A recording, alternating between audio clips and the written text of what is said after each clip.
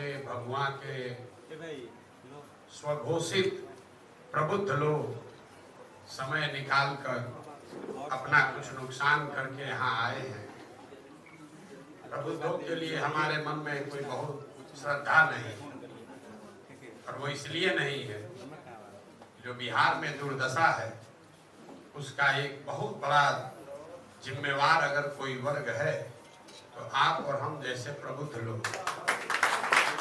यहाँ पर 10 मिनट का हमने समय दिया सवाल पूछने के लिए, और आप देखिए कि कोई भी विषय बाकी नहीं है। पॉलिटिकल मोरालिटी से लेकर हमारी व्यक्तिगत यात्रा, बिहार के इकोनॉमी, सेकेंडरी टर्सरी सेक्टर, शिक्षा, स्वास्थ्य, किसान, कोई बाकी नहीं। 10 मिनट में तो पूरा लोगों ने मत दिया। आप जैसे लोगों के लिए आज से सैकड़ों साल पहले ग्रीस में एक बहुत बड़े दार्शनिक हुए, उनका नाम था प्लेटो। उन्होंने बिहार के प्रबुद्धों जैसे लोगों के लिए, इस कम्युनिटी के लिए बहुत अच्छी बात बोली। If you do not participate in democracy, be ready to be ruled by your inferiors. अगर आप समाज में, राजनीति में भागीदार नहीं बनिएगा तो इस बात के लिए तैयार रहिए कि समाज का कोई मूर्ख आदमी राजा बनकर आप पर शासन करेगा। जितने ये प्रबुद्ध लोग बैठे हुए हैं, आपकी दुर्दशा इसलिए है कि आप सोचे कि राजनीति में हम काहे जाएंगे, तो बड़ा गंदा है, ये तो हमारे बस का नहीं है। तो जो मूर्ख है, जो लंपट है, बदमाश है, वो राजा बनकर बिहार को बर्बाद कर रहा है। हम क्यों दोष दें किसी को, जब हम खुद अपने को होशियार समझते हैं, पढ़ा लिखा काबिल समझते हैं, और अगर हम बिहार में प्रयास नहीं कर रहे हैं तो दूसरे को क्यों दोष दे रहे हैं। यहाँ बैठ के इतना लंबा लंबा बात कर दिए। आपने कहा कि भैया शिक्षा कैसे सुधारिएगा, जाति से कैसे निपटिएगा, किसानी कैसे ठीक होगा। पीछे से लड़के पूछ रहे हैं, हम स्टूडेंट हैं। भाई साहब ने अंग्रेजी में भी पूछा, कैसे सुधरेगा बताइए, काहे आपको वोट दे। अरे भाई, कहाँ आपसे वोट मांगे। बिहार के लोगों की, आपकी जो दुर्दशा है, यहाँ पर कुछ डॉक्टर लोग होंगे, मेडिसिन में आता है एक्सपायरी डेट लिखा हुआ। एक मेडिसिन है जो एक्सपायर्ड है, मालूम है 1-2 महीना पहले एक्सपायर हो गया। आपका बच्चा बीमार है, डॉक्टर के पास आप गए, डॉक्टर ने कहा बीमारी लाइलाज है, लेकिन एक दवा आया है नया, उसको ट्राई अगर आप कहिए, आप अनुमति दें तो ट्राई करके देखते हैं, 50% चांस है आपका बच्चा बच भी सकता है। तो जितने प्रबुद्ध लोग हैं, आपको अगर वो विकल्प मिले तो आप क्या कहिएगा, डॉक्टर साहब 50% है ना चांस, ट्राई कीजिए।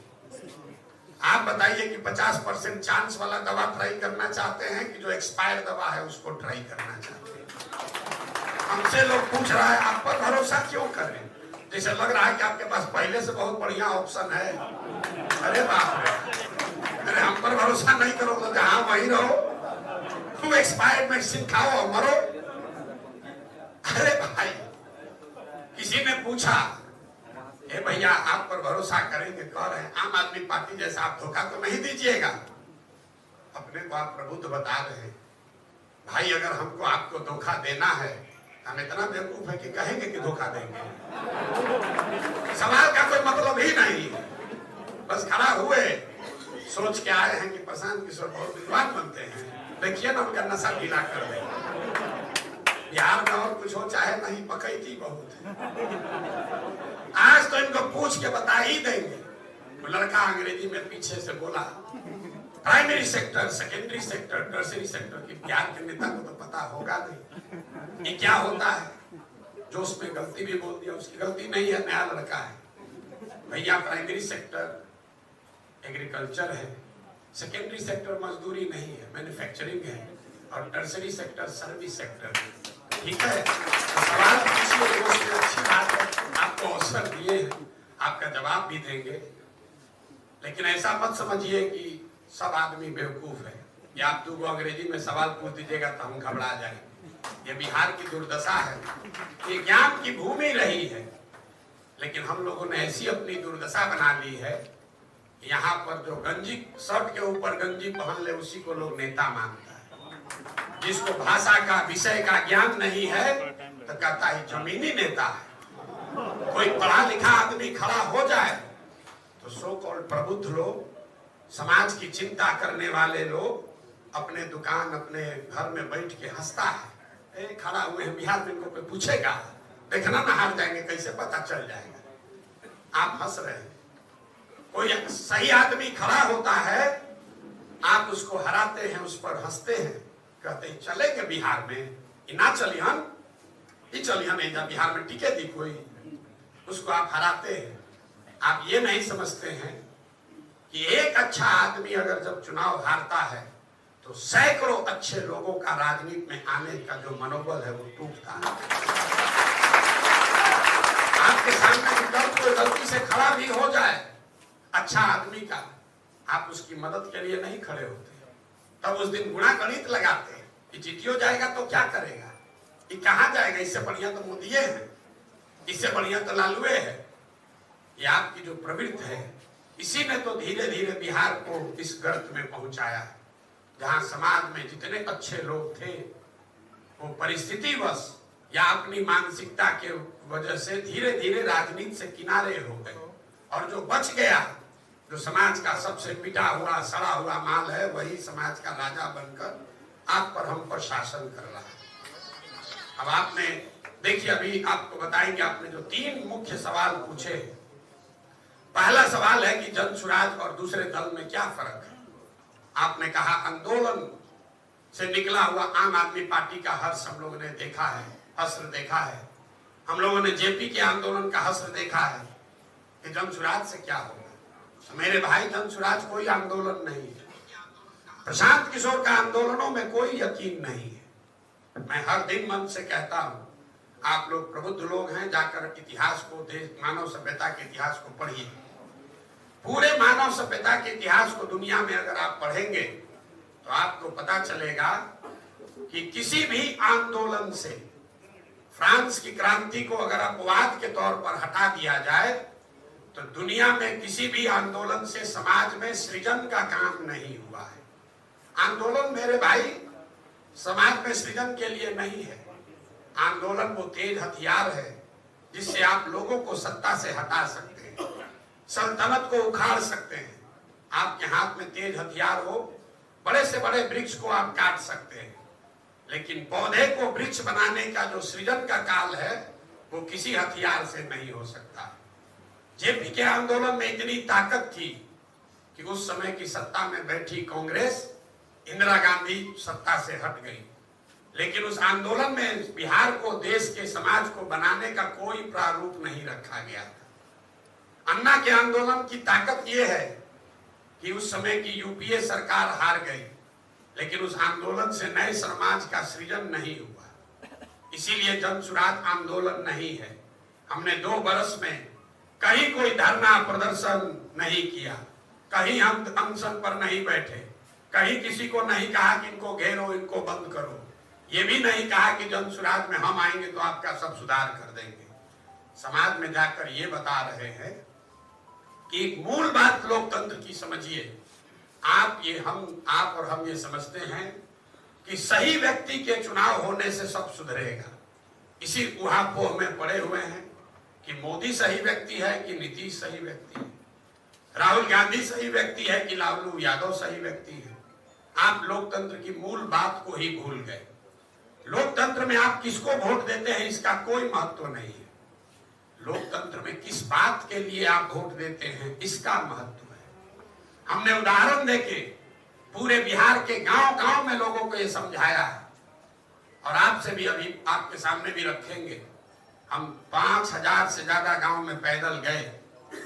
वहां जाकर लोगों से पहला सवाल करते हैं कि बताइए जरा कि आपके गांव पंचायत में और कुछ हो या नहीं, आपके बच्चों के लिए पढ़ाई और रोजगार होना चाहिए कि नहीं होना चाहिए। 100% लोग, चाहे वो अगड़ा हो, पिछड़ा हो, गरीब हो, हिंदू हो, मुसलमान हो, अमीर हो, पढ़ा लिखा हो, अनपढ़ हो, सब लोग कहता है ना भैया तो होना ही चाहिए। रोजगार पढ़ाई काहे नहीं होना चाहिए। अब फिर हम उसको नहीं मालूम है कि दूसरा सवाल क्या होगा। दूसरा सवाल करते हैं, अपने अपने बच्चों के सर पे हाथ रखो और बोलो कि अपने जीवन में तुमने कभी अपने बच्चों के पढ़ाई रोजगार के लिए वोट दिया है। हम आपको बता रहे हैं 5300 गांव में आज तक एक भी बिहार का आदमी नहीं कहा कि हमने अपने बच्चों के पढ़ाई रोजगार के लिए वोट दिया है, और आप लोगों ने भी नहीं दिया है। हमको हाथ उठवाने का जरूरत नहीं है। किसी का दम नहीं है कि अपने बच्चे के सर पर हाथ रख के कह दे कि हमने अपने बच्चों के पढ़ाई रोजगार के लिए वोट दिया है। आप कह रहे हैं कि बिहार में सब नेता आपको ठग रहा है। हम आपको कह रहे हैं बिल्कुल नहीं ठग रहा है। आपने मोदी जी को वोट दिया है। यहाँ जो लोग बैठे हुए हैं बहुत सारे लोग मोदी जी को वोट दिए। आपने मोदी जी को वोट दिया 5 किलो अनाज के लिए। तो बिहार में चाहे जितना चोरी है, 1 किलो चोरी हो रहा है लेकिन 4 किलो अनाज लोगों को मिल रहा है। आपने वोट दिया मोदी जी को मंदिर बनाने के लिए, तब भभुआ में फैक्ट्री लगे चाहे ना लगे, अयोध्या में मंदिर बना ही है। आपने वोट दिया मोदी जी का सिलेंडर और आयुष्मान भारत का स्कीम का नाम सुनकर, तो सिलेंडर घर घर बटा है, आयुष्मान भारत का फर्जी सही कार्ड तो बना ही है। आपने वोट दिया लालू जी को। बहुत लोग कहता है कि लालू जी ने बिहार को बर्बाद कर दिया। लालू जी को वोट आपने किस लिए दिया? समाज ने लालू जी को वोट दिया कि उन्होंने सामाजिक तौर पर गरीब और पिछड़ों को आवाज दी, सम्मान दी। और जो लोग भी बिहार की राजनीति को, धरती को करीब से जानते समझते हैं, उसको ये मानने में गुरेज नहीं करना चाहिए कि लालू जी के राज में भले कुछ ना हुआ, सड़क बिजली पानी नहीं हुआ, रोजगार नहीं हुआ, पढ़ाई नहीं हुआ, लेकिन जो सामाजिक तौर पर पिछड़े और गरीब लोग हैं उनको आवाज और सम्मान जरूर मिला है। इतना बात आपको मानना चाहिए। आपने नीतीश को वोट दिया बिजली और सड़क के लिए। आज नीतीश को हम और आप सब गाली दे रहे हैं। नीतीश के राज में और कुछ हुआ चाहे नहीं, अगर आपने बिजली के लिए वोट दिया तो बिजली इसी बिहार में घर घर आया है। आपने मोदी जी का कहानी सुन के वोट दिया कि मोदी जी गुजरात में बड़ा विकास किए हैं, तो गुजरात में तो विकास हो ही रहा है। वहां पर 1 लाख करोड़ का बुलेट ट्रेन चल रहा है, गांव गांव में फैक्ट्री लग रही है। अब पूरा बिहार में पहले लोग पंजाब हरियाणा जाते थे, अब गुजरात महाराष्ट्र जाकर मजदूरी कर ही रहे। किस बात पर आपने वोट दिया है जो आप लोगों को नहीं मिला है? काहे झूठ बोलते हैं? क्यों झूठ बोल रहे हैं? और शहरों की तो हालत ऐसी है, आप तो वोटे नहीं देते। अच्छा खराब का तो बातें छोड़ दीजिए। शहर के सो कॉल्ड बुद्धिजीवी तो वोटे नहीं देते हैं भाई। पूरे बिहार में 60% से कम पोलिंग होता है, शहरों में 40% से कम पोलिंग होता है। यहाँ बैठ के कितना बड़ा बड़ा सवाल कर रहे हैं, ए भैया शिक्षा कैसे सुधारिएगा, और आप वोट देने भी नहीं निकलिएगा, कैसे सुधरेंगे आप बताइए? यहाँ बैठा हुआ जितने आदमी है 40% आपका यहाँ पोलिंग परसेंटेज है, आप वोट देने भी नहीं जाते। राजनीति में आपकी कोई भागीदारी है नहीं, तो खाली कमरे में बैठ के भाषण देने से थोड़ी सुधरेगा, नहीं सुधर सकता है। अब आप कह रहे हैं कैसे राजनीति में आए? 3 बड़ी समस्या लोग बताते हैं कि भैया जाति से कैसे निपटेंगे। बात तो आप कितनों बढ़िया कह लीजिए, कितनों प्रयास करें, बिहार में तो जाति से निपटिए नहीं सकते। दूसरा भाई साहब ने कहा कि धर्म का बड़ा प्रभाव है। तीसरा एक किसी ने पूछा कि भैया बाहुबल से कैसे निपटा जाए। ये 3 कारण लोग बताते हैं कि वो राजनीति में क्यों नहीं सक्रिय है। हम आपको बता रहे हैं तीनों आपका मन का भ्रम है। आप एक एक करके देख लीजिए। आपने कहा कि बाहुबल, बिहार में अगर नेतागिरी करना है तो बाहुबल चाहिए। हम आपके सामने खड़े हैं और इस पूरे अभियान में हमने एक चीज किया है कि चाहे जितना रुपया लगाए, जितनी व्यवस्था करे, इस पूरे अभियान में एक सिपाही भी हमने अपने साथ नहीं रखा है। बिहार में तो मुखिया का चुनाव लड़ता है, गलती से मुखिया बन गया तो 2-4 गनमैन लेके घूमता है, कहता भैया बहुत खतरा है, बहुत ज्यादा खतरा है, कैसे करे राजनीति। हम आज 2 बरस से पैदल चल रहे हैं, गांव में ही रहते हैं, सरेह में सोते हैं और एक भी सिपाही लेकर नहीं चलते हैं। और हम आपके सामने खड़े हैं, आज तक हमको बिहार में कुत्ता भी नहीं काटा है, कुत्ता भी नहीं काटा। क्या आपके मन का भ्रम है कि बाहुबल से कैसे निपटेंगे? मेरे भाई, अगर समाज का राजनीतिक तौर पर अगुआ बनना है तो 3 चीज तो चाहिए ही चाहिए। हमसे ये सीख लीजिए। अगर नेता बनना है, हम बड़े बड़े नेताओं को सलाह देते हैं, तो 3 गो चीज चाहिए ही चाहिए। पहला, आप बुद्धिमान तो होने ही चाहिए, बुद्धि नहीं रहेगा तो समाज को लीड कैसे कीजिएगा। दूसरा, आपका कुछ न कुछ कैरेक्टर होना चाहिए, चरित्र होना चाहिए, अच्छा हो खराब हो। और तीसरा, आपके पास साहस होना चाहिए। लेकिन ये तीनों में अब मुख्य बात अब बताएंगे। अगर आप बुद्धिमान नहीं हैं तो काम चल जाएगा, बुद्धिमान आपके सलाहकार हो जाएंगे, सलाहकार अच्छा सलाह देगा, आगे आपका काम चल जाएगा। चरित्र जो है वो राजनीति में रिलेटिव है। हमारा चरित्र खराब है, सामने वाले का चरित्र हमसे भी ज्यादा खराब है तो हमारा चरित्र अच्छा दिखने लगेगा। एक ही चीज है जिसके बगैर आप नेता नहीं बन सकते, वो है साहस। अगर आपके गुदा नहीं है तो समाज का आप नेतृत्व नहीं कर सकते हैं। तो बाहुबल का नाम लेकर आपको आना नहीं है, पर है कि बाहुबल हमको रोका हुआ है। हम गांव में चल रहे हैं, कहां हमको कोई मार रहा है? हर समाज के गांव में गए, बड़े बड़े गुंडा के गांव में गए हैं जो लोग सो कॉल्ड विधायक हैं, हमको तो कोई नहीं मारा है। कहता है हम आवाज उठाएंगे जनता के लिए तो हम पर केस हो जाएगा, हम पर तो 2-4 हजार हो जाना चाहिए था, कहां कोई केस कर रहा है। दूसरा, आपका मन में भ्रम है कि राजनीति करना है इसलिए नहीं कर पा रहे हैं, पैसा नहीं है। मेरे भाई, इससे ज्यादा कोई भ्रम की बात हो नहीं सकती। आपको लगता है कि राजनीति करना है तो पैसा चाहिए। हम आपको बता रहे हैं, आप जिसको भी दुनिया में नेता मानते हैं, जिस किसी को भी आप नेता मानते हैं, लालू, नीतीश, ममता, मुलायम, काशीराम, मायावती, जिसको भी नेता मानते हैं, मोदी, योगी, जिसको भी, आप जरा 1 मिनट अपने दिमाग पर बल दीजिए और सोचिए, सोचकर बताइए कि जिस समय समाज ने लालू जी को नेता बनाया, लालू जी कितने बड़े बाप के लड़के थे।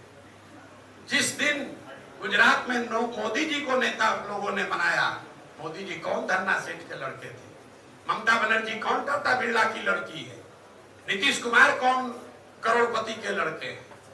समाज ने जब जिसको नेता बनाया वो साधारण परिवार के लोग थे। नेता बनने के बाद वो चोरी करके बड़े हो गए, वो अलग बात है। लेकिन आपके मन में क्यों लगता है कि पैसा चाहिए? इसलिए लगता है जब नेता बन गया, चोरी करके राजा हो गया, वो चलता है तो उसके पीछे लाख का 50 गाड़ियां चलती हैं, तो आपको लगता है भैया इतना होगा तब न राजनीति करेंगे। राजनीति करने के लिए पैसे की जरूरत नहीं है। पैसा जो है ये पेट्रोल के जैसा है। अगर आपके पास गाड़ी है, स्कूटर, मोटरसाइकिल है तो पेट्रोल लगेगा। लेकिन अगर आपके पास गाड़ी मोटरसाइकिल हो ही ना तो पेट्रोल के कनस्तर पर बैठ के कहां जाइएगा?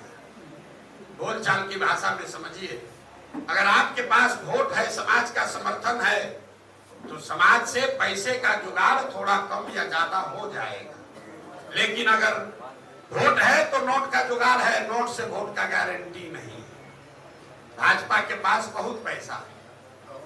भाजपा के पास बहुत पैसा इसलिए है कि उसके पास बहुत ज्यादा वोट है।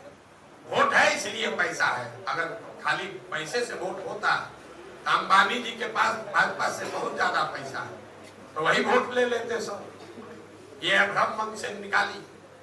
तीसरा जो सबसे बड़ा यक्ष प्रश्न है बिहार में, बड़े से बड़े ज्ञाता यहाँ पर कहता है सब बात ठीक है भैया मान लिए, लेकिन जाति से कैसे निपटिएगा? बिहार में तो सब चीज जातीय पर होता है। अब आपको अभी दिखाते हैं आपके सामने, आपका पर्दा हटाएंगे कि कैसे आपको ये भ्रम लगता, गलत भ्रम आपके मन में बैठ गया। आपको लग रहा है कि बिहार में सब कोई जाति पर वोट देता है। यहाँ बैठे हुए बहुत सारे लोग, वो लड़का कह रहा है कि सब लोग के मन में जाति घुसा हुआ है, सब जातीय पर वोट देता है।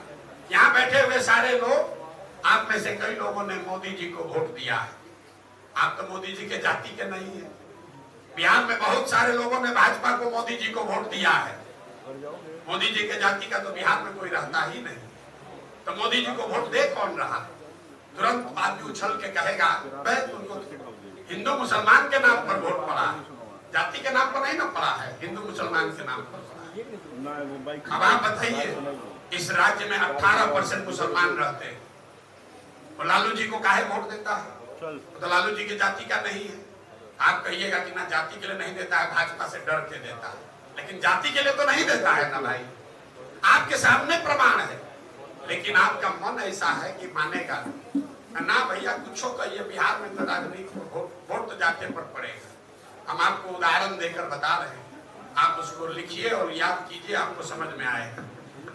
आगे जन सुराज जाति इसको कैसे तोड़ेगा, जाति से कैसे निपटेगा, उसको छोड़ दीजिए, हमारी चिंता। आप समझने के लिए जरा याद कीजिए, 1984 में इसी बिहार में किस दल को जीत मिली? कांग्रेस। राजीव गांधी के नेतृत्व में कांग्रेस पूरा राज्य जीत कर आई। आपसे पूछेंगे राजीव गांधी को कैसे कांग्रेस को वोट पड़ा, आप लोग बताएंगे कि भैया उस समय इंदिरा जी की मृत्यु हुई, उस मृत्यु से जो सहानुभूति की लहर बनी, उसमें जाति पाति सब भूल के सब आदमी जाकर कांग्रेस को वोट दिया। इस बात को आप कागज पर लिख लीजिए। फिर आपसे पूछेंगे 1989 में क्या हुआ? यहाँ पर तो बीपी सिंह के नेतृत्व में जनता दल को पूरा वोट मिला। बीपी सिंह के जाति के तो 3-4% लोग ही रहते हैं बिहार में, तो लोग बताएंगे कि नहीं भैया, जात का कहाँ बात था। वो तो बोफोर्स का इतना बड़ा मुद्दा हो गया, भ्रष्टाचार इतना बड़ा मुद्दा बन गया कि सब लोग सब चीज भूल के भ्रष्टाचार और बोफोर्स के खिलाफ जाकर बीपी सिंह को वोट दिया। आपने नारा सुना होगा, राजा नहीं फकीर है, देश की तकदीर है, उसको लोग जाकर वोट दे दिए। इसको भी लिख लीजिए। फिर पूछेंगे 2014 में क्या हुआ? यहाँ लालू नीतीश सारा गणित सारा समीकरण धरा रह गया, गुजरात एक आदमी आकर पूरा बिहार जीत गया।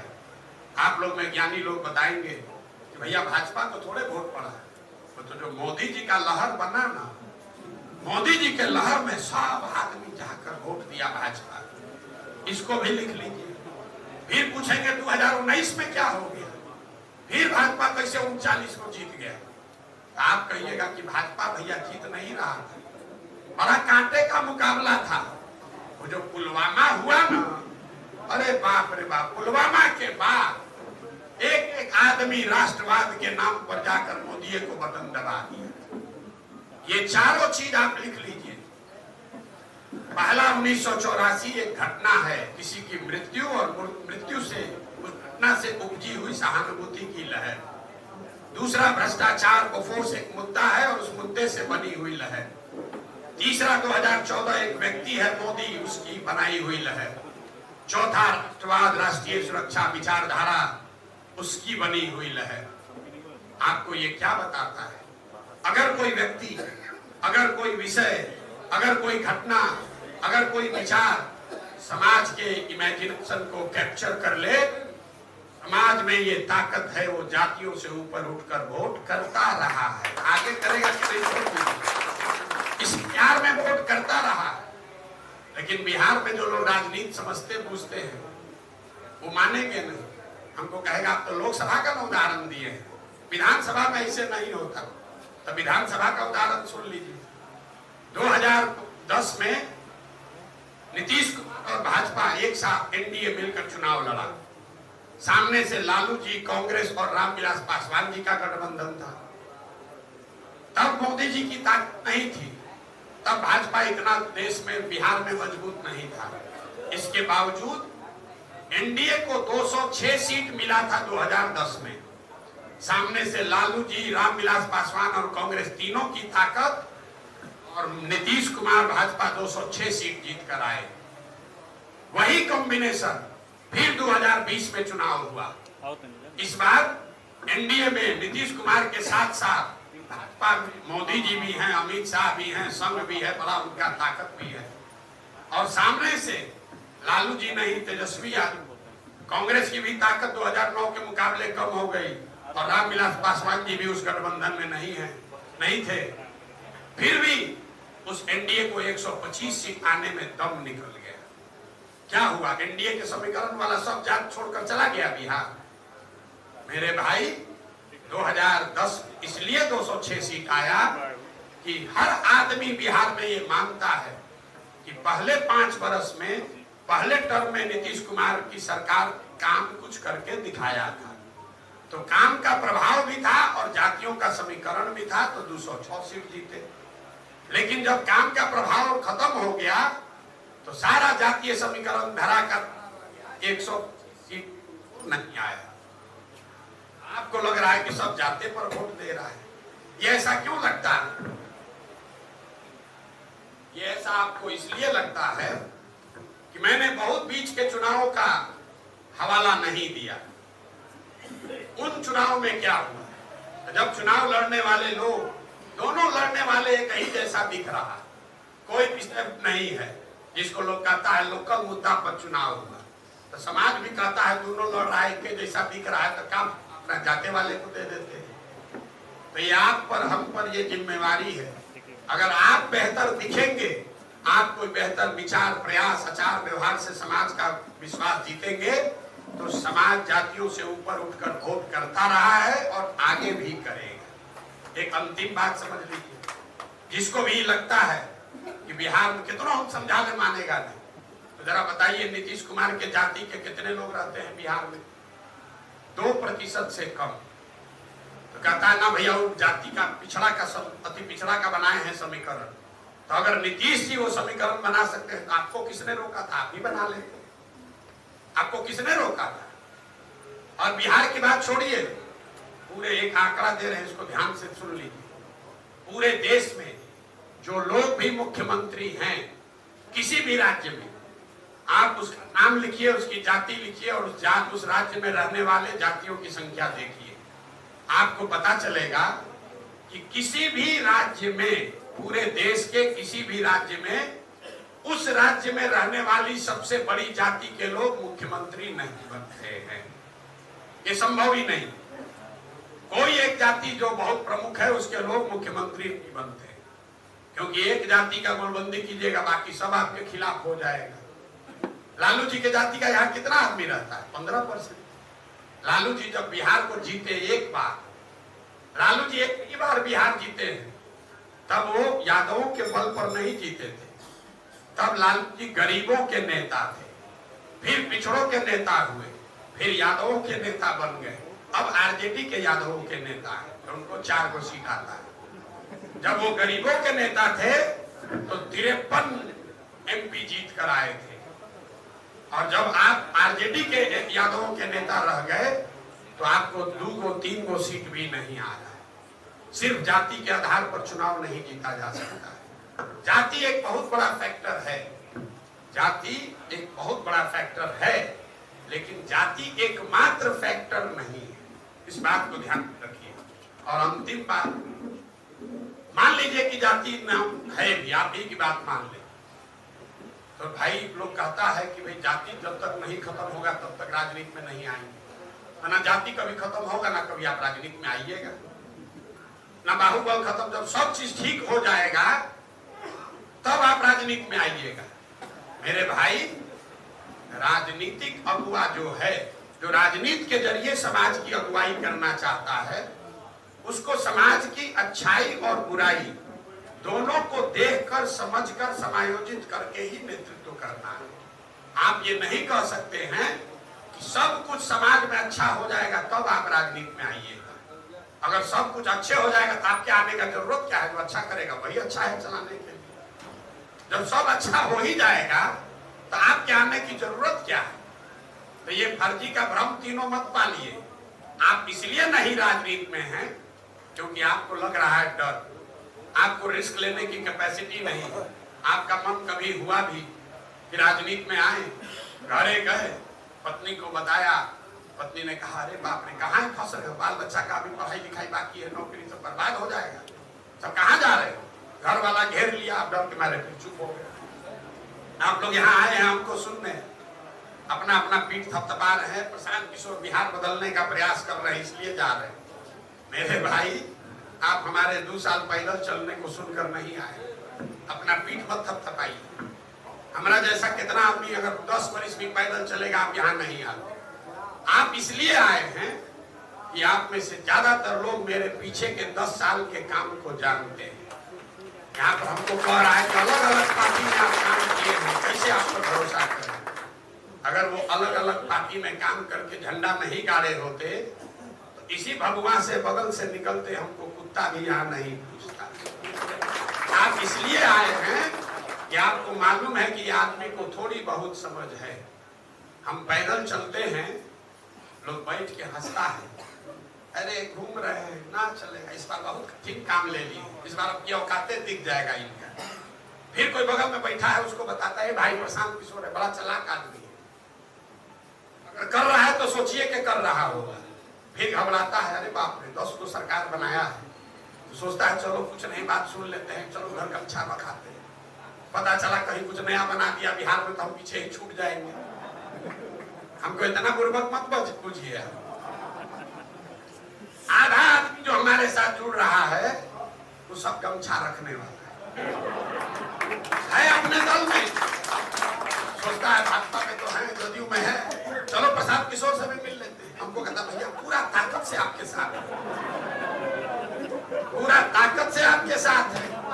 हमको मालूम है वो खाली गमछा रखने आया, उसको मालूम है बहुत की कहीं कुछ बना दिया तो सब राजनीतिक कैरियर खत्म हो जाए, तो इससे बढ़िया है गमछा डाला तो आना तो अपने यहाँ तो है ये है।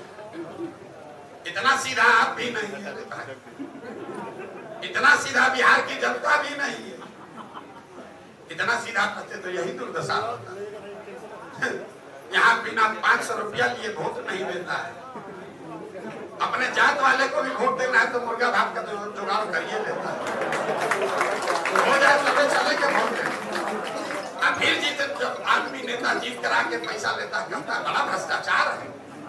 अरे बाप रे बड़ा भ्रष्टाचार है। 500 रुपया लेके वोट दीजिएगा, आपका मुखिया विधायक चोर नहीं होगा तो हरिश्चंद्र होगा। 500 रुपये आप लीजिएगा, मुर्गो भात आप खाइएगा, अपने तो ईमानदार आप ही खाइएगा, सब काम नहीं होगा। अगर ईमानदार नेता चाहिए तो आपको भी ईमानदार होना होगा, इसलिए ये प्रयास है। और आप बहुत सारा सवाल पूछे, किसान के लिए क्या कीजिएगा, पढ़ाई के लिए क्या कीजिएगा, पलायन के लिए क्या कीजिएगा। 2-3 बात बताएंगे जो, क्योंकि जो करेंगे वो मार्च तक पूरा इसका विजन डॉक्यूमेंट जारी करेंगे। पिछले 2 साल से चिल्ला कर बोलते बोलते गला में हमारे गांठ पड़ गया है, सही में गांठ पड़ गया। हमारा डॉक्टर लोग कह रहा है कि ऑपरेशन करना पड़ेगा, आवाज बदल गया चिल्ला कर बोलते बोलते, लेकिन लोगों को समझ में नहीं आ रहा है। तो जब क्या करेंगे, इसका क्या विजन है, कैसे बिहार को सुधारेंगे, एक पूरे बिहार का नहीं 8,500 पंचायत का अलग अलग 10 वर्ष का योजना बनाकर जारी करेंगे।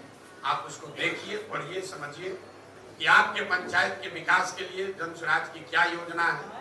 ठीक लगेगा तब जुड़िएगा, लेकिन आपको तो पढ़ने से मतलब है नहीं। आप तो व्हाट्सएप पर देखे, अब बस निर्णय कर लिए।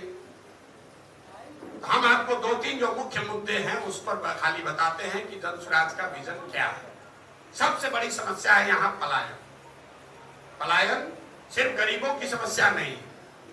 कई लोगों को लगता है कि गरीब आदमी का लड़का बाहर जाता है मजदूरी करने ट्रेन में भर के, ये आपका भ्रम है। हम गांव में चले दिखा, सिर्फ गरीब के लोगों का के लिए पलायन नहीं है, गरीब लोगों के लिए पलायन नहीं है। हाँ, कोई ऐसा यहाँ परिवार नहीं है जिसको पलायन का दंश नहीं झेलना है।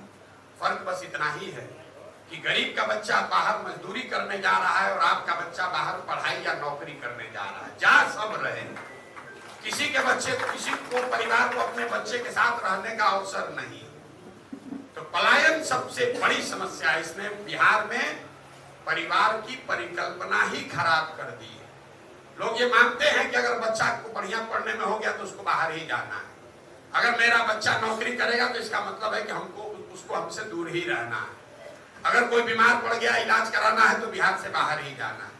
तो पलायन बहुत बड़ी समस्या है। इसको कैसे निपटा जाए, इसको समझिए, क्योंकि सामान्यतः भाषणों में आप ये नहीं सुनते हो। बिहार में जो श्रम का पलायन है, लोगों का पलायन है, ये लोगों का पलायन इसलिए है कि यहाँ से बहुत बड़ी संख्या में बुद्धि और पूंजी का पलायन है। आप में से लोग जानते हैं कि लोग बस में, ट्रेन में भरकर बाहर जाता है मजदूरी करने। कुछ लोगों को यह भी आइडिया है कि पढ़ा लिखा आदमी बाहर जाता है वो वापस नहीं लौटता। लेकिन आप में से शायद ही कोई जानता है कि पिछले 30 वर्ष में बिहार से 26 लाख करोड़ रुपया आपका, हमारा पैसा जो आपने बैंक में रखा, बैंकों ने 26 लाख करोड़ रुपया बिहार से उन राज्यों में ट्रांसफर किया है जिन राज्यों में उद्योग धंधे लग रहे हैं, जहां रोजगार हो रहा है, जहां जाकर आपके बच्चे काम कर रहे हैं। अब आप लोग माथा खुजला रहे हो कि भाई कौन नया आंकड़ा आ गया, ये तो बिहार में कोई अभी तक चर्चा नहीं किया। रिजर्व बैंक ऑफ इंडिया एक आंकड़ा जारी करता है बैंकों को लेकर। बैंक जो चलते हैं उनका जो बिजनेस है वो आपसे पैसा कलेक्ट करता है और बैंक का बिजनेस है और उसकी जिम्मेवारी है कि जो पैसा आप बैंक में जमा करें उसका एक पोर्शन, मतलब 100 रुपया जमा किए तो कम से कम 70 रुपया उसको समाज को लोन के तौर पर देना है, ताकि आप घर बना सके, गाड़ी खरीद सके, बिजनेस रोजगार कर सके, खेती में काम बेहतर कर सके। ये पैसा आपको बैंक लोन से देता है। इस आंकड़े को कहते हैं CD ratio, credit deposit ratio. देश भर में आरबीआई हर 15 दिन पर यह आंकड़ा जारी करता है कि लोगों ने अपना पैसा कितना बैंक में जमा किया और बैंकों ने कितना पैसा ऋण के तौर पर समाज को वापस किया। ये उनकी वैधानिक जिम्मेवारी भी है। पूरे देश में सीडी रेशियो है करीब करीब 70%, मतलब पूरे देश के लोग अलग अलग बैंकों में जो पैसा रखते हैं, 100 रुपया जमा किया तो 70 रुपया बैंक वाले वापस देते हैं। बिहार में सीडी रेशियो है 40%, मतलब पिछले फाइनेंशियल ईयर में बिहार की गरीब जनता ने बैंकों में जमा किया 4,61,000 करोड़ रुपया और बैंकों ने कितना पैसा आपको लोन दिया? 1,62,000 करोड़ रुपया। बाकी का 2,80,000 करोड़ कहां गया?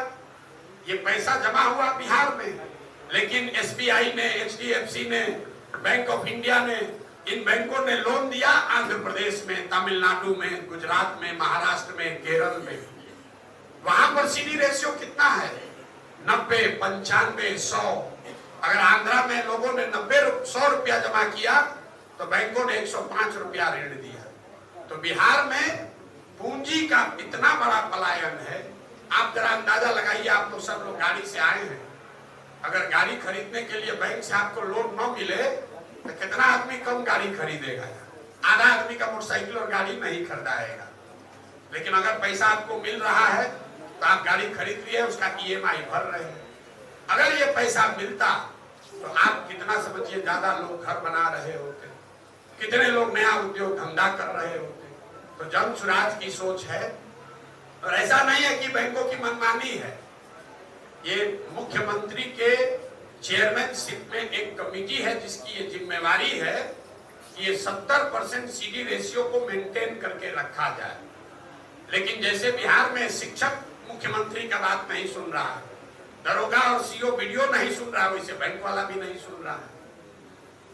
ये वजह है कि बिहार में पूंजी की, कैपिटल की बहुत स्कार्सिटी है। आप यहाँ पैसे वाले हैं, आपको नोएडा में घर खरीदना है, वहां बैठे बैठे लोन मिल जाएगा। लेकिन भभुआ में 2 तल्ला घर बनाना है तो लोन लेने के लिए बैंक में 10 को चक्कर लगाइएगा, 20,000 घूस दीजिएगा तब आपको लोन मिलेगा। ये दुर्दशा है जन सुराज की, और इस पर कोई चर्चा समाज में आपने नहीं सुनी होगी। आप यहाँ क्या, मैं आप दावे पे से कह रहा हूँ, यहाँ के फाइनेंस मिनिस्टर को बुलाइए और उससे पूछिए कि सीडी रेशियो क्या है, तो कहेगा ये क्या होता है। कोई पत्रकार से पूछिए, उसको मालूम ही नहीं है। ये 26 लाख करोड़ रुपया, इतना बिहार सरकार का 1990 से पिछले साल तक का बजट जोड़िएगा वो भी 26 लाख करोड़ नहीं है। अंदाजा लगाइए कि अगर 26 लाख करोड़ रुपया बिहार के लोगों के पास उपलब्ध होता तो कितने लोगों ने ज्यादा घर बनाया होता, कितने लोगों ने नई गाड़ियां खरीदी होती, कितने लोगों ने स्वरोजगार किया होता। उसने लड़के ने पूछा कि युवा आपको वोट क्यों दे? युवा वोट इसलिए दे कि पहली बार बिहार में कोई कह रहा है कि सरकारी नौकरी नहीं देंगे और तुमको देने का भी चिंता से निकालेंगे। हमें दुनिया में जितने देश बड़े बने हैं, अमेरिका में बैंक का पीओ बन के लोग, बैंक का पीओ का कोचिंग करके अमेरिका बना है। दुनिया में जितने बड़े देश बने, मुसल्लापुर में कोचिंग सेंटर में पढ़ के बना है। जो देश आगे बढ़े हैं वो कोचिंग सेंटर करके या बैंक में या रेलवे में या सेना में भर्ती होकर नहीं बना है। उन राज्यों में, उन देशों में ये व्यवस्था बनाई गई कि बच्चे आपके बढ़िया पढ़ें और पढ़ लिख के बाद वो रोजगार करने के लिए उनके पास वो व्यवस्था हो, पूंजी हो, सरकार का सपोर्ट हो, ताकि आप स्वरोजगार कर सकें। तो हम लोग युवाओं को ये कह रहे हैं कि आपको स्वरोजगार करना है। नौकरी का देखिए एक आंकड़ा दे रहे हैं आपको, कभी आप 2-4 साल से सुन रहे हैं, कहता है तेजस्वी यादव कि हम 10 लाख नौकरी दे देंगे, और आप लोग कहते नाम नहीं दे पाएगा, 10 लाख कैसे देगा, तू ये लाख दे पाया, 4 लाख दे पाया। एक आंकड़ा दे रहे हैं, और इससे आरक्षण वाला बात भी आपको समझ में आएगा। पूरे बिहार में चपरासी से लेकर मुख्य सचिव तक जितने लोग सरकारी नौकरी करते हैं, सबका संख्या जोड़िएगा तो आपको पता नहीं, टोटल 23 लाख आदमी ही सरकारी नौकरी में है। मतलब 1.97% लोग ही सरकारी नौकरी में हैं। उसी के लिए पूरा समाज लड़ रहा है, इसमें हमको रिजर्वेशन दे दो कि हमको दे दो। अरे भाई 100% रिजर्वेशन ले लो, तब भी तो 98% आदमी का कुछ नहीं होने वाला। 1.97% लोग ही सरकारी नौकरी करते हैं, और उसी में सारे समाज को उलझा के रख दिया। इतने आदमी हैं, अगर निकलने का दरवाजा बंद करके एक कर दिया जाए, आधा आदमी इसमें पिसा के मर जाएगा निकलने के हड़बड़ी में। तो 10 को नौकरी है और 1000 बेचारा बच्चा उसको पाने के लिए लड़ रहा है। खेत बेचकर मुसल्लमपुर में अपना कोचिंग कर रहा है, कोचिंग माफिया को जाके पैसा दे रहा, सोच रहा है कि हम इसमें पार हो जाए। कैसे पार हुई है?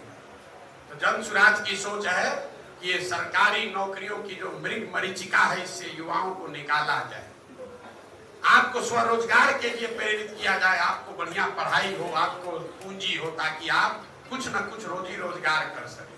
हम तो सरकारी नौकरी नहीं करते, हमारा जीवन नहीं चल रहा है। यहाँ बैठा हुआ बहुत आदमी सरकारी नौकरी नहीं करता है, उसका जीवन नहीं चल रहा है। लेकिन लोगों के बच्चों के दिमाग में बैठा दिया गया है। 12वीं में लड़का गया नहीं कि बस सरकारी नौकरी का तैयारी शुरू कीजिए। सरकारी नौकरी अगर मिलता है कोई दिक्कत नहीं है, लेकिन सरकारी नौकरियों के भरोसे 13 करोड़ बिहार के लोगों के प्रॉस्पेरिटी का प्लान नहीं बनाया जा सकता है। तो जन सुराज की सोच ये है कि 15 साल से कम उम्र के जो बच्चे हैं, उनको इतनी बेहतर शिक्षा दी जाए कि वो आगे चलकर समाज और व्यवस्था पर बोझ न बने। सबसे पहले जरूरी है, क्योंकि सबके पास, राज्यों के पास भी संसाधन लिमिट है। ये 15 साल से कम उम्र का बच्चा अगर पढ़कर अपने पैर पर इंडिपेंडेंट हो गया, तो उसको 5 किलो अनाज नहीं चाहिए, उसको 400 रुपया पेंशन नहीं चाहिए, उसको इंदिरा आवास नहीं चाहिए, वो अपने पैर पर खड़ा होगी। तो दुनिया में जितने डेवलपमेंटल इकोनॉमिस्ट हैं, वो बता रहे हैं, अमर्त्य सेन को पढ़िए, आपको वो बताएंगे कि सबसे पहले जरूरी है कि जो प्राइमरी एजुकेशन है, 15 साल से कम उम्र के बच्चों का सबसे पहला हक होना चाहिए समाज के रिसोर्स पर, क्योंकि वो काबिल बन जाएगा तो समाज पर, व्यवस्था पर बोझ नहीं बनेगा। दूसरा जो पिलर है जो कि 15 साल से 45 साल के जो है, उसको अब आप फिर से पढ़ा नहीं सकते, लेकिन उसको आप पूंजी अगर उपलब्ध करा दें तो कोई ना कोई वो रोजी रोजगार कर सकेगा। आप पूंजी की महत्ता को समझिए। आपको एक उदाहरण देकर बताते हैं। मान लीजिए कि आपको बाल काटने आता है, किसी एक व्यक्ति को बाल काटने आता है, वो सोच रहा है कि हम सैलून यहाँ खोले भभुआ में, तो हमको घर परिवार चलाने के लिए 10-20 हजार रुपया मिलने लगेगा। उसने बड़ी मेहनत करके 20-25 हजार रुपया बचाया। सैलून खोलने गया तो पता चला 1 लाख रुपया लगेगा। अगर बैंक से उसको 80 हजार रुपया लोन मिल जाए तो सैलून खोल लेगा, 4-5 आदमी को रोजगार देगा, अपना परिवार भी चलाएगा। लेकिन चूंकि बैंक से पैसा उसको यहाँ नहीं मिलता है, तो 25 हजार रुपया कैसे खर्चा करता है? 5 हजार रुपया किसी दलाल को देगा जो उसको बॉम्बे में जॉब दिलवाए। 2-4-3 हजार रुपया ट्रेन के टिकट पर खर्चा करेगा। वहां बॉम्बे पहुंचेगा तो 10 हजार रुपया कोहली वाले को एडवांस देगा। तो सारा जो पैसा बचाया वो खर्चा हो गया बॉम्बे में, यहाँ पर रोजगार हुआ नहीं। और जो स्वरोजगार करता, 4 आदमी को यहाँ जुगाड़ करता नौकरी का, जीने खाने का, वो एंटरप्रेन्योर से हट के वहां पर जाकर मजदूर बन गया। तो जन सुराज की सोच है कि 15 साल से 45 साल के उम्र के हर व्यक्ति को जो रोजगार कर सकता है उसको पूंजी उपलब्ध कराया जाए। और 50 साल से ऊपर जो बूढ़े लोग हैं उनको 400 रुपया खाली मिल रहा है। अब आप में से कोई कहेगा शिक्षा कैसे सुधारिएगा, आपने सवाल किया। तो भाई शिक्षा के लिए पैसे की कोई कमी नहीं है बिहार में। आपकी जानकारी के लिए बता दें, 50,000 करोड़ रुपया हर साल बिहार सरकार खर्च करती है यहाँ के बच्चों के पढ़ाई के नाम पर, और 50 पर गरीब का बच्चा भी बढ़िया पढ़ नहीं रहा है। तो जन सुराज की जो सोच है उसका एक हिस्सा ये है कि आपने नाम सुना होगा नेतरहाट विद्यालय का। इसी बिहार में सरकार के द्वारा चलाए जाने वाला एक विद्यालय था जिसका नाम है नेतरहाट। एक नेतरहाट से 1500 से ज्यादा IAS IPS बने हैं। आपने कभी ये नहीं सोचा कि अगर बिहार के हर प्रखंड में नेतरहाट बनाना हो तो कितना खर्चा लगेगा। हम लोगों ने इसका आकलन कराया, अगर बिहार के हर प्रखंड में एक नेतरहाट बनाना हो तो करीब करीब 20,000 करोड़ रुपया का खर्चा आएगा। तो जन सुराज की सोच ये है कि अगर जब जनता की सरकार बने तो 1/3 शिक्षा का ये नई तरह के स्कूल बनाने के लिए खर्चा किया जाए और 2/3 पैसा जो है वो अभी का खिचड़ी वाला स्कूल चलाने के लिए लगाया जाए। हम लोगों ने प्रखंडों की मैपिंग कराई तो पता चला हर प्रखंड में अगर 5 अच्छे विद्यालय खोल दिए जाएं सही जगह पर तो हर गांव का बच्चा स्कूल बस के माध्यम से 20 मिनट से कम समय में उस स्कूल तक पहुंच सकता है। तो दुनिया में जो बड़े देश हैं शिक्षा के मामले में, Finland, Norway, Sweden, Scandinavian countries में, वहां पर ये मॉडल है। स्कूल को हर बच्चे तक पहुंचाने के बजाय बच्चों को अच्छे स्कूल में पहुंचाया जाए। शहर में आप क्या करते हैं, एक बढ़िया स्कूल भभुआ में है, आप अपना घर उठाकर वहां नहीं ले जाते, बच्चे को गाड़ी में साइकिल में बैठाकर स्कूल पर ले जाते हैं। तो अगर प्रखंडों को ठीक तरीके से मैप कर दिया जाए, हर प्रखंड में 5 अच्छे विद्यालय बना दिए जाए और उन बच्चों को स्कूल बस की सुविधा दे दी जाए तो हर बच्चा अपने लिए अच्छे विद्यालय में आधे घंटे के अंदर पहुंच सकता है। लेकिन ये बनाने में करीब करीब 10 बरस लगेगा। जो बिहार सरकार के पास पैसा है इसमें हम लोग हर साल खंड में एक ही विद्यालय बना सकते हैं, इससे ज्यादा नहीं बना सकते। लेकिन अगर एक विद्यालय भी आपने बनाया तो 5 बरस में हर प्रखंड में 5 विद्यालय हो जाएगा। बता अंदाजा लगाइए, 19 साल से नीतीश कुमार बैठे हुए हैं, हर प्रखंड में 15-20 विश्व स्तरीय विद्यालय हो गए होते। तो जन सुराज की सोच है कि कम से कम एक विद्यालय जरूर बेहतर बनाया जाए और हर साल एक बनाया जाए। आपने पूछा किसान के लिए क्या कीजिएगा। खेती किसानी का बहुत बड़ा मामला है। बिहार में जो खेती है ये कमाने का जरिया नहीं है, खाने का जरिया। गांव देहात में लोग क्या कहता है कि भैया रोपनी करने आए हैं, कमाने के लिए रोपनी के बाद लुधियाना जाएंगे। कटिया में आए हैं भैया, कटाई हो जाएगा तो उसके बाद कोयम्बटूर जाएंगे काम कमाने के लिए। मतलब खेती करने आए हैं इसलिए कि बाल बच्चा का पेट भरता रहे, कमाने के लिए बाहर जाएंगे। ये लोगों की सोच है, आप भी सुने होंगे। क्योंकि यहाँ की जो खेती है वो कमाने के लिए नहीं, वो खाने वाली खेती है। तो जन सुराज की सोच ये है कि बिहार के कम से कम 1/3 किसानों को ये खाने वाली खेती से हटाकर नकदी फसल की ओर ट्रांसफर किया जाए। और उसमें सबसे बड़ा हिंड्रेंस ये है कि मजदूर उपलब्ध नहीं है, मजदूरी बहुत ज्यादा लगती है। अगर आप धान के बजाय ईख उगाते हैं, धान के बजाय अगर आप मसाला उगाते हैं, आपको मजदूरी ज्यादा उसमें लगती है। तो हम लोग ये चाहते हैं, हम लोग का विजन है कि मनरेगा को कृषि से जोड़ दिया जाए और जो किसान भी धान गेहूं का खेती बंद करके मसाला सब्जी खेती करना चाहते मजदूर मुफ्त में उपलब्ध कराया जाए। उससे क्या होगा, मजदूर देने के लिए अलग से पैसा नहीं लगेगा, ऑलरेडी मनरेगा का पैसा आ ही रहा है। और मजदूर झूठ फर्जी मिट्टी काट रहा है, चोरी कर रहा है, वो अगर किसानों को दे दिया जाए तो आपको मालूम है कि मजदूर हमारे खेत में काम करना है तो आप काम भी कराइएगा, उसको पैसा भी चोरी बंद होगा और आपके पास इंसेंटिव है कि आप धान गेहूं बंद करके लहसुन प्याज उगाना शुरू कीजिए।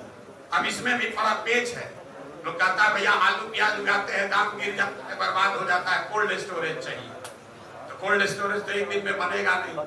तो दुनिया में जितने बड़े एग्रीकल्चर एक्सपर्ट हैं, कम से कम 5-7 लोग तो जरूर हमारे काम कर रहे हैं।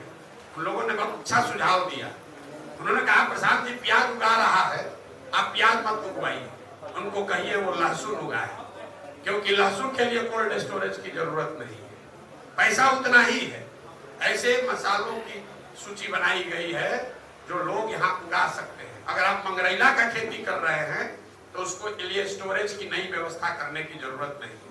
कल अगर आप आलू उगाने लगिएगा आपको कोल्ड स्टोरेज चाहिए, एक दिन में तो कोल्ड स्टोरेज बनेगा नहीं। तो खेती को नगदी फसल की ओर ले जाने के लिए मजदूरी के तौर पर अगर आपको मुफ्त में मजदूर मिलने लगे, हम लोग का अनुमान है कि 1/3 से ज्यादा किसान नगदी फसल की ओर जाएगा और बेहतर अपने लिए कमाई कर पाएगा। पलायन, शिक्षा और किसान के बाद आपने एक और सवाल किया कि भ्रष्टाचार से कैसे निपटिएगा। अब आपको हम ये नहीं कहेंगे, पहले बात बता देते हैं कि भ्रष्टाचार को खत्म कोई नहीं कर सकता है। जो कह रहा है झूठ बोलता है। कोई भ्रष्टाचार को खत्म नहीं कर सकता है। भ्रष्टाचार को आप मिनिमाइज कर सकते हैं, कम कर सकते हैं। दाल में घी डलेगा तो उससे आपकी बदहजमी नहीं होगी। बिहार में आज अभी जो स्थिति है वो घी में दाग पड़ रहा है। तो भ्रष्टाचार को खत्म अगर करना है, कम करना है, तो आपको देखना है कि दुनिया भर में कौन से देश हैं जिन्होंने भ्रष्टाचार को कम किया है और कैसे किया है। तो जन लोग पाल लाकर नहीं किए। लोग यहाँ इतना बेवकूफ है, लोग ये नहीं पूछते भाई जन लोग पाल आने से अगर भ्रष्टाचार खत्म होता तो अमेरिका में, नॉर्वे में, इंग्लैंड में, फ्रांस में काहे कहीं जन लोग पाल है। मेरे भाई, दुनिया में जो सबसे ईमानदार देश है न्यूजीलैंड और सारे स्कैंडिनेवियन कंट्री, अमेरिका, यूरोप से भी ज्यादा उनको ईमानदार माना जाता है। आप जाकर उनका अध्ययन कीजिएगा कि वहां पर भ्रष्टाचार को सरकारों ने कैसे खत्म किया। उन्होंने 4 काम किया। पहला, राजनीति को सुचितापूर्ण बनाया। अच्छे समाज में चोर बदमाश का चुनाव करना बंद किया। अगर आप गलत को चुनेंगे, चोर को नेता बनाएंगे, तिजोरी का चाबी देंगे तो चोरी करेगा ही करेगा। दूसरा, उन्होंने सत्ता और संसाधन का बड़े स्तर पर विकेंद्रीकरण किया। बिहार में इसका उलट हो रहा है। सबका पावर लेकर नीतीश कुमार और उसके 4-5 अफसर ही पूरा बिहार चला रहे। तो सत्ता साधन दोनों का केंद्रीकरण कर दिया गया, जबकि दुनिया में प्रमाण ये है कि सत्ता और संसाधन के विकेंद्रीकरण से भ्रष्टाचार कम होता है। तीसरी जो बात है वो है जन भागीदारी। जो भी योजना लागू कीजिए, सरकार के द्वारा लागू की जाने वाली योजना में जनता की भागीदारी होनी चाहिए, उनको जानकारी होनी चाहिए। और चौथा चीज, टेक्नोलॉजी का बड़े पैमाने पर उपयोग। जैसे आपको एक उदाहरण देता हूँ, यहाँ पर नल जल योजना बनी, सब आदमी जानता है, बड़ा लूटपाट उसमें हुआ है। आप जरा सोचिए, नल जल योजना जब बनी, जैसे बिजली का स्मार्ट मीटर लगा है, अगर पानी का स्मार्ट मीटर लगा दिया गया होता तो और कुछ हो चाहे नहीं, पटना में बैठे बैठे ये तो पता चलता कि कौन नल जल चालू है, कौन नहीं चालू है। 25,000 करोड़ रुपया खर्चा किए योजना को बनाने में, लेकिन 2,000 करोड़ रुपया एक्स्ट्रा खर्चा करके अगर टेक्नोलॉजी का उसमें समावेश कर दिया गया होता तो सरकार को हर मिनट ये जानकारी होती कि कौन से नल जल योजना में सा मीटर कब ऑन हुआ, कितना पानी निकला, कितना पानी नहीं निकला। तो ये 4 चीजों का समावेश करके सुचितापूर्ण राजनीति, सत्ता और संसाधन का विकेंद्रीकरण, जन भागीदारी और बड़े पैमाने पर टेक्नोलॉजी का उपयोग, ये चारों चीजों को करके कुछ न कुछ भ्रष्टाचार पर अंकुश लगाया जा सकता है। हम ये दावा नहीं कर रहे हैं कि बिहार में भ्रष्टाचार खत्म हो जाए, वो खत्म कितना जल्दी नहीं होने वाला है। सीओ को अगर 50 लाख रुपया लेकर आप पोस्ट कीजिएगा तो आएगा तो दाखिल खारिज में पैसा नहीं लेगा तो गेहूं का खेती करेगा, कहां से 50 लाख रुपया लाएगा। तो अगर नेता ही वहां पर चोर बैठा है तो भ्रष्टाचार खत्म नहीं होगा। इसलिए अगर आप सही लोगों का चुनाव करेंगे तभी बात बनेगी, नहीं तो बात बनने वाली है नहीं, कितना भी आप बहस कर लीजिए। मोटे तौर पर मैंने कोशिश की है कि आपने जो सवाल पूछा है उसका जवाब दे दे। पीछे वो लड़के ने सेकेंडरी टर्सरी कुछ किया था, तो बिहार में भैया 60% इकोनॉमी जो है वो टर्सरी सेक्टर का ही है। सर्विस और कंजम्पशन ही बिहार के ग्रोथ का, जिसको आपने किसी ने पर्यटन का नाम लिया, जो सर्विस सेक्टर है, जो कंजम्पशन को बढ़ाकर ही बिहार में तरक्की लाई जा सकती है। यहाँ बड़े फैक्ट्री लगाकर तरक्की नहीं आएगा और उसकी जरूरत भी नहीं है। इटली में कोई बड़ा फैक्ट्री नहीं, आप स्वीडन चलिए, कोई बड़ा फैक्ट्री नहीं, नॉर्वे में एक भी बड़ा फैक्ट्री नहीं, डेनमार्क में एक भी बड़ा फैक्ट्री नहीं, लेकिन वहां घर घर छोटा मोटा रोजी रोजगार है, होटल है, रेस्टोरेंट है, पर्यटन है, खेल कूद है। जैसे ये होटल बना हुआ है, यहाँ पर पैसा जमा हो रहा है, कोई आकर शादी में पैसा खर्च कर रहा है, कोई रेस्टोरेंट में खा रहा है। इकोनॉमी जंक्शन से बढ़ेगी, मैन्युफैक्चरिंग से नहीं बढ़ेगी। एक बार कंजम्पशन यहाँ बढ़ गया, एक बार सीमेंट की खपत बढ़ गई, तो सीमेंट बनाने वाली कंपनी अपने आप आकर यहाँ लगाएगी। जब सीमेंट का यहाँ खपत ही नहीं है, तो सीमेंट का फैक्ट्री मध्य प्रदेश से हटा कर खाए कोई बिहार में लगाएगा। जब लोहे का, स्टील का यहाँ खपत ही नहीं है, तो झारखंड से हटाकर बिहार में क्यों लगाएगा? तो बिहार के तरक्की का जो रास्ता है वो है शिक्षा और पूंजी की उपलब्धता से लोगों का स्वरोजगार और उससे बढ़ने वाला कंजम्पशन। जो टर्सरी सेक्टर है वो इकोनॉमी की बड़ी होगी, तभी बात बनेगी। कई लोग कहता है कि नीतीश कुमार कभी कभी आप लोग को बताते हैं कि बिहार में कहीं तो कुछ बचा ही नहीं है, आलू और लालू बचा है, सब झारखंड में चला गया। तो मेरे भाई जरा आप ये बताइए कि चीनी मिल लगाने के लिए कौन खनिज का जरूरत है, जो कि यहाँ सब चीनी मिल बंद है। गन्ना का खेत तो झारखंड में नहीं गया है, तो चीनी मिल सब कैसे बंद हो गया? कहता है यहाँ समंदर नहीं है। अरे भाई, अगर यहाँ समंदर नहीं है तो तेलंगाना में कौन समंदर है, हरियाणा में कौन समंदर है, पंजाब में कौन समंदर है, मध्य प्रदेश में कौन समंदर है? और आज पता चला है कि बिहार में समंदर नहीं है। 19 वर्ष मुख्यमंत्री रहने के बाद ये बेवकूफ बनाने का तरीका है। बहुत पढ़े लिखे लोग भी कहते हैं भैया विशेष राज्य के दर्जा पर आपका क्या सोच है? कोई सोच नहीं। विशेष राज्य का दर्जा से कुछ नहीं होगा। विशेष राज्य का दर्जा का मतलब क्या है? जो केंद्र सरकार से समर्थित योजनाएं चलती हैं उसमें केंद्र का योगदान अभी 60% है, राज्य का 40%। अगर आपको विशेष राज्य का दर्जा मिल जाएगा तो 90% पैसा केंद्र को देना होगा, 10% राज्य को। लेकिन आपको शायद पता नहीं होगा, पिछले साल, पिछले वित्तीय वर्ष में बिहार सरकार ने, बिहार की गरीब जनता की सरकार ने 51,000 करोड़ रुपया सरेंडर कर दिया, क्योंकि खर्चा ही नहीं कर पाए। आप बहुत पैसा मांग रहे हैं, तो पैसा आया है वो खर्चे नहीं कर पाए। 51,000 करोड़ रुपया सरेंडर कर दिया, पैसा आया ही नहीं।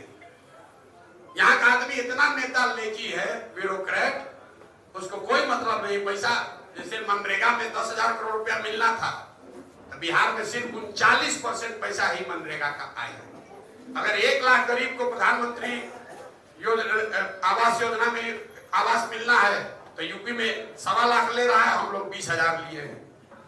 जो पैसा मिल रहा है, मिल सकता है, उसको तो तुम ले नहीं रहे हो। अब बाकी और कह रहे हो और दे दो। और बाकी आप जो अगर करप्शन है, मान लीजिए 60 के बजाय केंद्र 90 भी देने लगे, तो उससे करप्शन थोड़े ना कम हो जाएगा।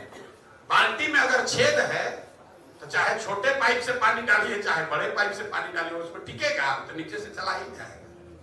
90% अगर विशेष राज्य का दर्जा मिल जाए, 10-20 हजार करोड़ रुपया ज्यादा आएगा, तो यहाँ का अफसर और नेता और चोरी करेगा, उसका कोई फायदा नहीं।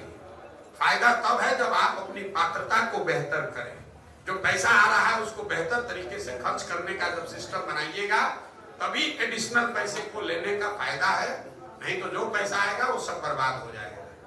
तो इन चक्करों में मत पड़िए। बाकी आपका और कोई सवाल है तो कर लीजिए, नहीं तो अब जाने का समय है। तो कुछ लोग उठ के गए भी, रात बहुत हो गया है, हमको तो यहीं रुकना है। बाकी हम जब आएंगे यहाँ पदयात्रा में तो 1 महीना रहेंगे। आपसे एक अंतिम आग्रह यही करेंगे, आपको अच्छा लगे न लगे, आप हमारे साथ जुड़ना है तो प्रयास कीजिए, न जुड़ना चाहे कहीं दूसरे जगह जुड़ के प्रयास कीजिए। आप कीजिए, हम करें, आज करें, 20 वर्ष के बाद करें। प्रयास तो किसी न किसी बिहार के आदमी को ही करना पड़ेगा। जीवन भर बैठ के अपने कमरे में सिर्फ आलोचना करते रहने से काम नहीं बनेगा। आलोचना कीजिए, सुझाव दीजिए, लेकिन सिर्फ आलोचना मत कीजिए। कुछ काम करते हुए आलोचना कीजिए, आपका बहुत स्वागत है। कुछ सहयोग कीजिए, उसके सुझाव भी दीजिए, तो उसका बहुत स्वागत है। खाली घर में बैठ के लंबा लंबा फेंकने से कुछ नहीं होने वाला है। अगर बिहार को सुधारना चाहते हैं तो आपको भी उसमें योगदान करना पड़ेगा। एक अंतिम बात, यहाँ जो लोग आए हैं कुछ पैसे वाले लोग हैं, आप लोगों को लगता है, कई लोगों को, कि बिहार में चाहे कुछ भी हो, हमारा हालत तो ठीक है, हमारा बेटा तो दिल्ली में बंगलोर पढ़िए रहा है। तो हम आपको अपना एग्जाम्पल देकर बता रहे हैं, आपका हालत गरीबों से भी ज्यादा खराब। गरीब आदमी के तो पास कुछ है ही नहीं है, उसका बेटा बाल बच्चा जाकर मजदूरी कर रहा है। जब बुढ़ा जाएगा, शरीर थक जाएगा, तो बाल बच्चा उसका वापस आएगा। जो लोग, आप लोग पैसे वाले हैं, रात दिन मेहनत करके 3-5 करके कोशिश करके पराश्रम पुरुषार्थ करके पैसा जुटा रहे हैं, घर बना रहे हैं। आपका बच्चा जो पढ़ लिख कर यहाँ से बाहर जाएगा, हमसे लिख कर ले लीजिए, कोई वापस आने वाला, कोई नहीं वापस आने वाला। आप हमको देखिए, हमारे बाबूजी जीवन भर हड्डी तोड़ मेहनत करके बड़का बड़का घर में, हमारा बेटा यहाँ रहेगा, हमारा पुतो यहाँ रहेगी। आज हमारे घर में कोई दिया बत्ती जलाने वाला भी नहीं है, कुत्ता भी वहां नहीं रह रहा है। और हम तो फिर भी बिहार लौटे हैं, हमारा लड़का बिहार में और कभी आएगा नहीं। अगर आप सामर्थ्य है, आपको सामर्थ्य भगवान ने दिया है, बुद्धि धन जो भी कुछ है, तो आपकी ये जिम्मेवारी है, समाज के लिए कुछ कीजिए। नहीं तो अगर जहाज डूबेगा तो उसमें बैठा हुआ हर आदमी डूबेगा।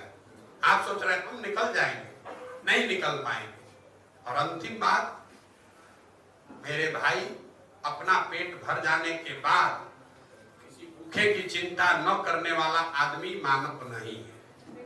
अपना भरने सब बेकार है, अपना भर लीजिए, अपने बच्चों का भर लीजिए, लेकिन उसके बाद अगर कुछ है तो समाज में किसी भूखे की चिंता करना, यही मानवता है कि आपको करना चाहिए।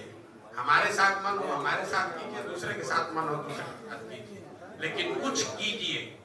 इसी मिट्टी में आपका जन्म हुआ है, इसी मिट्टी के किसी स्कूल में आप पढ़े हैं। हम बोड़ा वाला स्कूल में पढ़े, कोई वो स्कूल बनाया था तब न पढ़े। अगर वो स्कूल होता ही नहीं तो कहां से पढ़कर आज इतना ज्ञान दे रहे। तो किसी न किसी को कुछ करना होगा, खाली बात करने से, चर्चा करने से सुधार नहीं होगा।